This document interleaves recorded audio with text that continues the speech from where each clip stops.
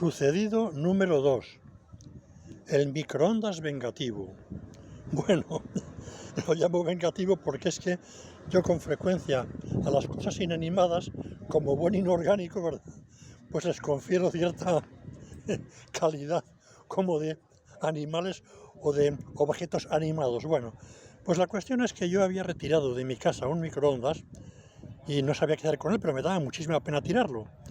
Entonces, como no quise tirarlo, lo que hice fue pensar, bueno, voy a bajarlo al laboratorio, porque a fin de cuentas, o sea, en aquella época no teníamos en los laboratorios agua caliente como hubo muchos años después.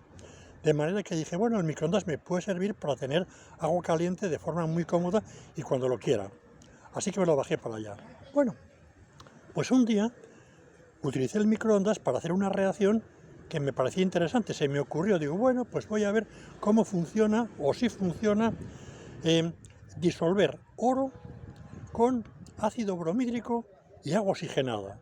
Bueno, eso es lo que pensé, por analogía con el agua regia bromhídrica, de la que hablaremos otro día o haré un vídeo, si es posible. Bueno, a fin de cuentas la cuestión es que, sabiendo cómo funcionan los microondas viejos, sencillos y demás, de los que uno no se puede fiar exactamente de que calienten por igual todo lo que estás calentando, pues yo lo que hice fue colocar un vaso hasta la mitad aproximadamente con agua, y luego dentro del vaso coloqué un tubo de ensayo en el que había puesto mi carga de oro, que era algo así como medio gramo de oro, y el ácido bromhídrico y el agua oxigenada. Bueno, en aquella época yo no tenía la obsesión que desarrollé después de que siempre que tengo un tubo y lo caliento, aunque no haya nadie cerca, lo cubro con un globo. Bueno, pues entonces no lo cubrí con un globo y lo que hice fue calentarlo pensando que, bueno, aproximadamente el agua del vaso en el que había sumergido el tubo, pues tardaría, hice un cálculo como 1 minuto aproximadamente, y dije, digo, bueno, pues dentro de 1 minuto paro y miro a ver.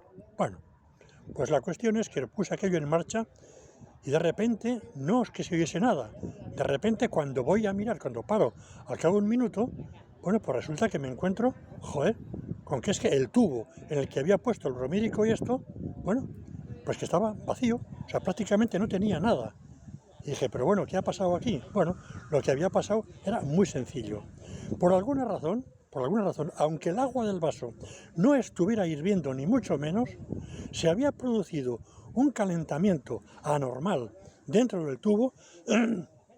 Se había puesto, vamos, lo había hecho algo así como amago de hervir, total, que había saltado todo fuera del tubo.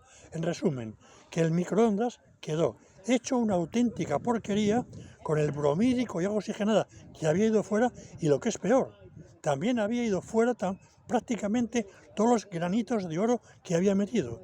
Así que me tocó, con muchísimo cuidado, dedicar prácticamente una mañana entera a limpiar el microondas de toda la porquería, bueno, y ácidos y demás, recogiendo granito por granito el oro, porque en fin, es como muy valioso y no iba a dejarlo así.